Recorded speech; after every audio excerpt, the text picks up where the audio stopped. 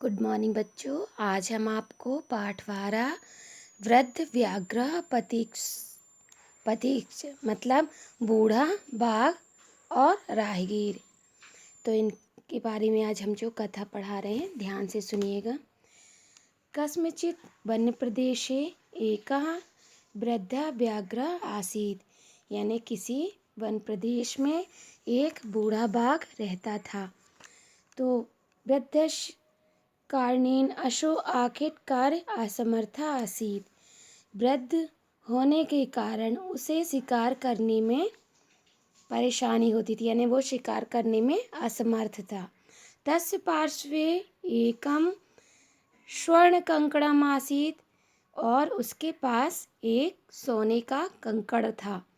असो चतुरः व्याघ्रः कंकड़स्य सहायताय एव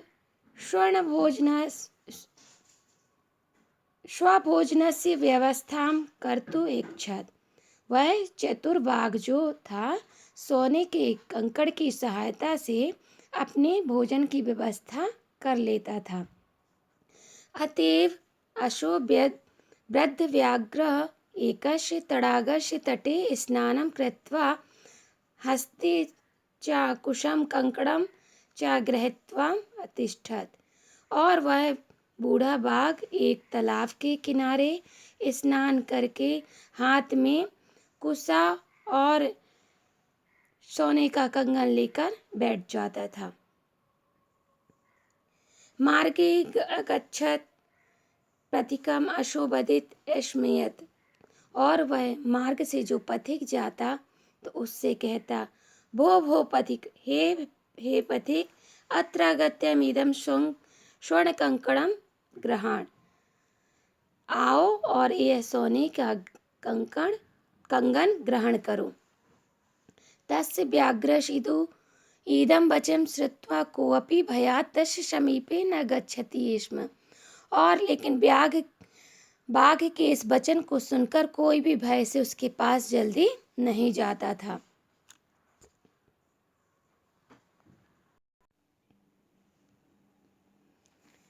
एकदा एकम लोभी पथिका अन्य वचनम श्रुत्वा अचिंत्यत, और एक बार एक लोभी उसके वचन सुनकर चिंता में पड़ जाता है।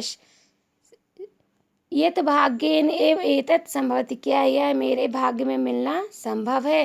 किंतु अस्मिन् आत्म संदेह प्रवृत्ति न विदेह, लेकिन उसका आत्म संदेह है जो दूर नहीं होता। एवं विचिंत्य स पथिका व्याघ्रः पृच्छत्, और चिंता में पड़कर पथिक राहगीर जो है बाघ से पूछता है, कुत्र त्वं कंकड़म, कहाँ है कंगन?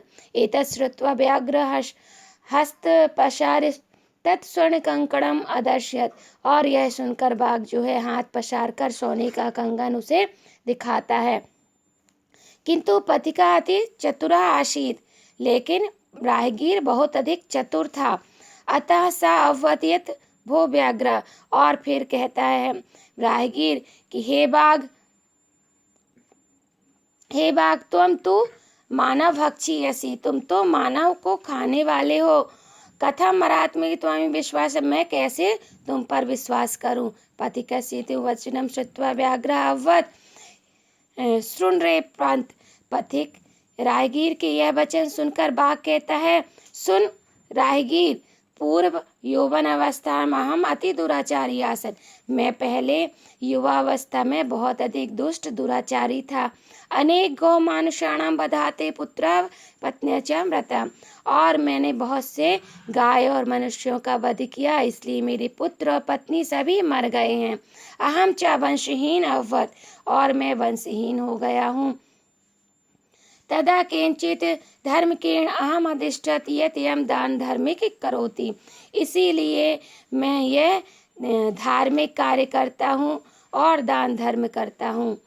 अनेन तब सुगति भविष्यति, इसलिए आने वाली मेरी गति अच्छी हो।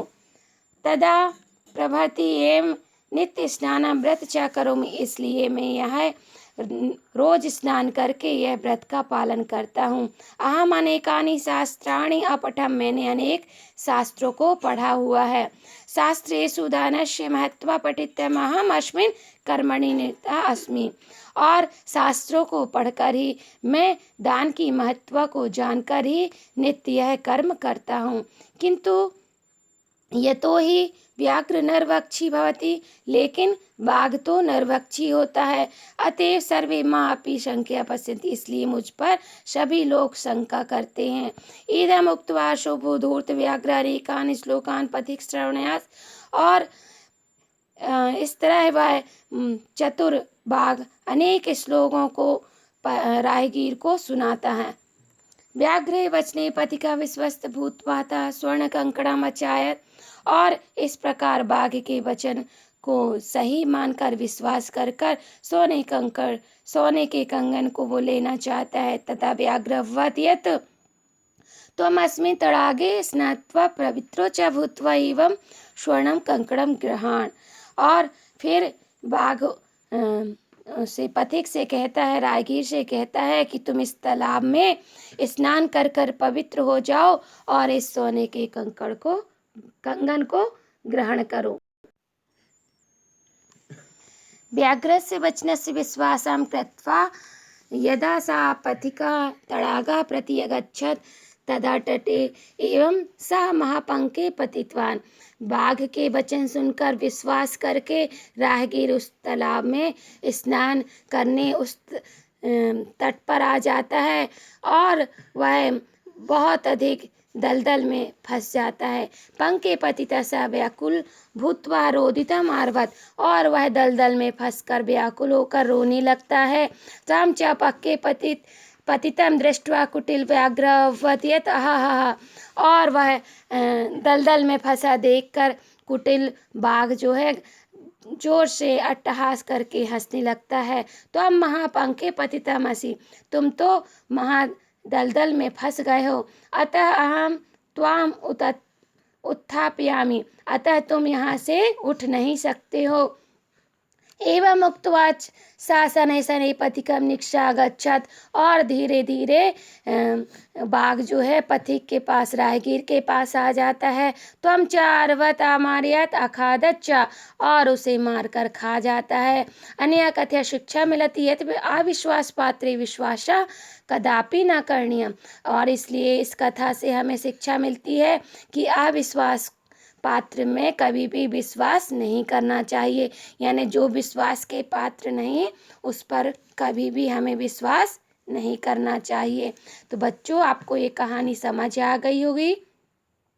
आप इस कहानी की 10 लाइन मुझे लिखकर सेंड करेंगे। ये आपका होमवर्क है।